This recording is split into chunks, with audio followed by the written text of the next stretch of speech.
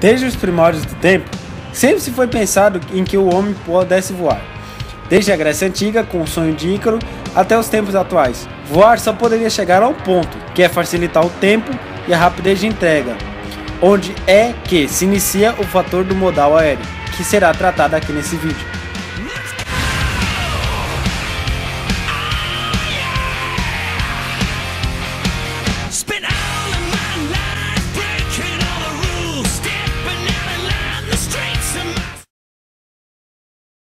A característica proeminente deste modal é simplesmente ser feito por veículos que podem voar, ou seja, helicópteros e aviões principalmente. Para se ter ideia de quão importante é esse modal, no início do século XX, várias grandes empresas atuais surgiram a partir do transporte de malas postais, como a companhia aérea norte-americana American Airlines e a colombiana Avianca, sendo que esse modal se tornou muito importante durante a Primeira e a Segunda Guerra Mundial, sendo na segunda utilizada mais pelos países aliados e do eixo para o transporte de mantimentos para suas tropas.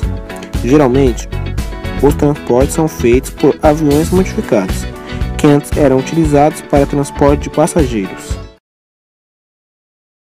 O modal aéreo possui alguns dos detalhes que fazem ter uma vantagem, que só o de ser o mais rápido de todos os modais, sendo que uma entrega que poderia demorar 40 dias de uma encomenda Brasil e China por navio é feito em até, no máximo, 2 dias de avião.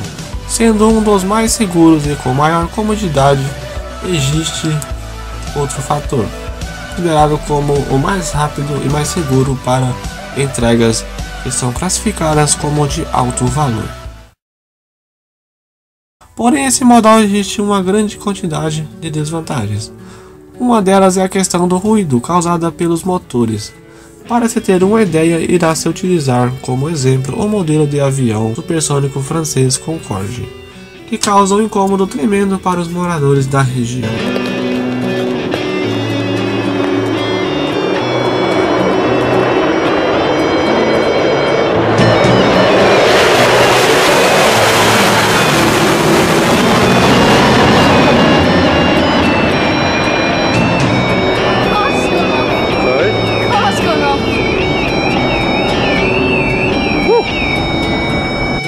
E olha que nessa época já existia uma restrição do barulho do avião.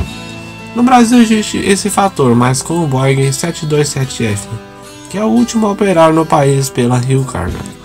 Outros motivos que fazem o modal aéreo não ser tão vantajoso são: primeiro, elevada poluição atmosférica devido à emissão de dióxido de carbono. Segundo, forte consumidor de espaço devido à construção das infraestruturas. Terceiro, elevado consumo de combustível. Quarto, é muito caro. Quinto, algumas áreas estão congestionadas devido à densidade do tráfego, gerando problemas de segurança. Sexto, muita dependência das condições atmosféricas. Exemplo, nevoeiros, ventos fortes, entre outros. E por último, reduzida capacidade de carga em relação aos modais marítimo e ferroviário.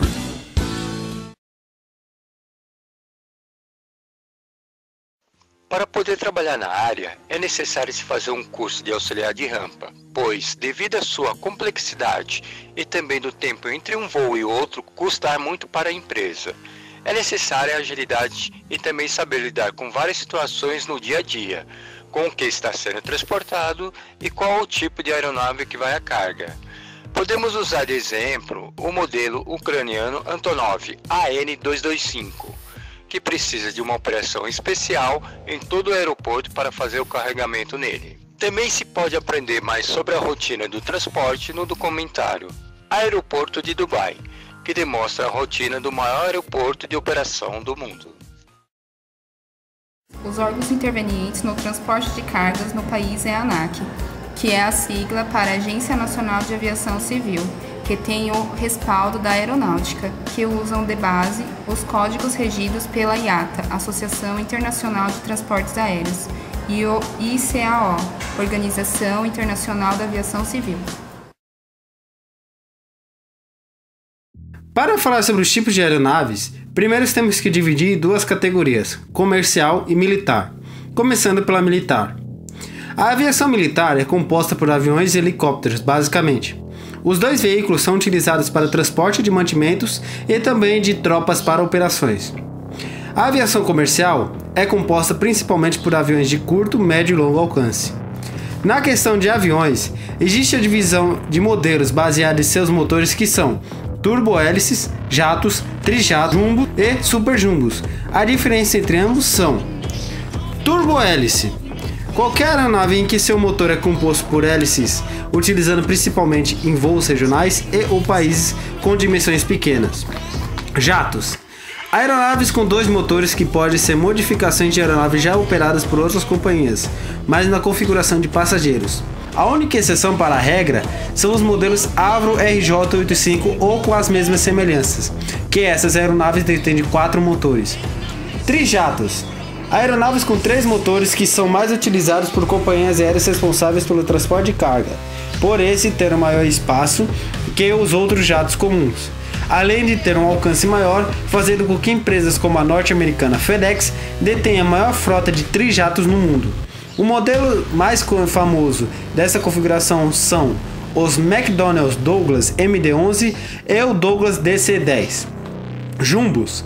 Aeronaves com 4 motores, sendo que essa classificação é única para um só modelo atualmente, que é o Boeing 747, modelo que atualmente está em sua versão denominada 747-8F. Super Jumbos, modelos que são poucos vistos, em que sua fisionomia foge completamente dos aviões tradicionais. O mais famoso são os aviões da empresa ucraniana Antonov. A composição do frete se dá pela taxa estabelecida pela IATA. Relação IATA peso-volume: 1 kg igual a 6.000 cm3, ou 1 tonelada 6 metros cúbicos. Por exemplo, no caso de um peso de 1 kg acondicionado em um volume maior que 6.000 cm3, considera-se o volume como base de cálculo para o frete. Caso contrário, considera-se o peso. As tarifas baseadas em rotas, tráfegos e custos são estabelecidas no âmbito da IATA pelas empresas aéreas, para serem cobradas uniformemente conforme as seguintes classificações. Tarifa geral de cargas, normal aplicada ao transportes de até 45 kg. Tarifa de quantidade, para pesos superiores a 45 kg. Tarifa classificada, percentual adicionado ou reduzido da tarifa geral. E tarifa mínima, que representa o valor mínimo a ser pago pelo embarcador. O modal de transporte aéreo possui curiosidades um tanto quanto peculiares, que são: as maiores produtoras de aviões no mundo, Airbus e Boeing, detêm exclusivamente um modelo específico feito para o transporte de peças de novos aviões construídos. O modelo da Boeing é conhecido como Dreamlifter, uma modificação de um Boeing 747-400, e o da Airbus, o Beluga, que é uma modificação feita do Airbus A300. Ainda nesse quesito, a Airbus já utilizou uma aeronave da Boeing para fazer transporte de suas peças. Trata-se do Airbus Skylink, que era um Boeing 377. Qualquer aeronave pode ser identificada como de carga, e se em seu modelo estiver a letra F de Frigate, que significa frete em inglês. No Brasil, as principais companhias aéreas de carga são a Latam Cargo e a Absa Cargo. O maior avião no mundo é atualmente o Antonov AN-225. Sua operação é tão complexa que, segundo relatos de pessoas na área, quando é solicitado um transporte com essa aeronave, o espaço aéreo fica fechado por 15 minutos no entorno do aeroporto devido aos 6 motores causarem uma turbulência capaz de derrubar um Boeing 737. Esse modelo é único no mundo, ou seja, só existe um Antonov AN-225 em operação, que é de uma empresa russa no mercado de transporte aéreo de cargas. 2 modelos de aviões foram responsáveis pelos transportes dos aposentados ônibus espaciais da NASA, o Antonov e o Boeing 747.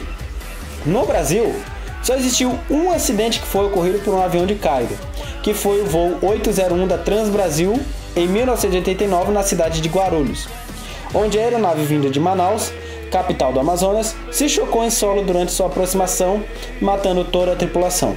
Na Segunda Guerra Mundial, durante os anos de 1942 e 1944, foi operado pela Alemanha nazista uma aeronave com concepção do Antonov, o Messerschmitt Me-323, ou Gigante. Foi uma das maiores aeronaves produzidas, com 6 motores a pistão. Porém, devido à sua baixa potência, o projeto foi descontinuado mesmo antes do final da guerra. O Brasil recentemente produziu seu primeiro avião de cargas, o KC-390, feito pela Embraer. Foi feito a partir de parcerias entre a Argentina, Portugal e República Tcheca, e espera sua operação pela FAB antes de 2020. Em algum momento de nossas vidas, iremos olhar para o céu e ver uma das maiores invenções feitas pelo ser humano. Independentemente se foram os irmãos Wright ou Santos Dumont, o importante é o papel que ambos modificaram ao mundo, que foi simplesmente acreditarem no sonho de Ícaro e fazer com que esse fosse um modal que não só facilitasse a entrega de produtos, e sim fazer com que as pessoas se aproximassem mais rápido, mesmo em lugares distantes do planeta. Times when I just can't bring myself to say it loud. Afraid that what I'll say comes out somehow of right. That is when it seems we move in circles day to day.